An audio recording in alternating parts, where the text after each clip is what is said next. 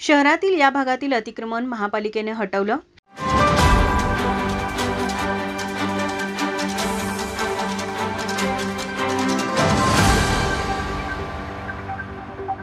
महापालिकेच्या अतिक्रमण निर्मूलन पथकाने आज टाउन हॉल, सीपीआर चौक, पार्वती टॉकीज चौक आणि सायबर चौक परिसरातील सिग्नल जवळील अनधिकृत अतिक्रमणावर कारवाई केली. या मोहिमेत 5 हातगाड्या, 15 लोखंडी स्टँड बोर्ड, 8 लोखंडी जाळ्या आणि 1 स्वागत कमान हटवण्यात आली व जप्त करण्यात आल्या. याशिवाय 33 हातगाड्या त्यांच्या मालकांनी स्वखुशीने जागेवरून हटवल्या. शहरातील वाहतूक कोंडी आणि सिग्नल जवळील अतिक्रमणासंदर्भात 12 जुलै रोजी पोलीस अधीक्षक योगेश कुमार गुप्ता यांच्या अध्यक्षतेखाली बैठक झाली होती. या बैठकीत महापालिका हद्दीतील अतिक्रमण दूर करण्याचे आदेश देण्यात आले होते.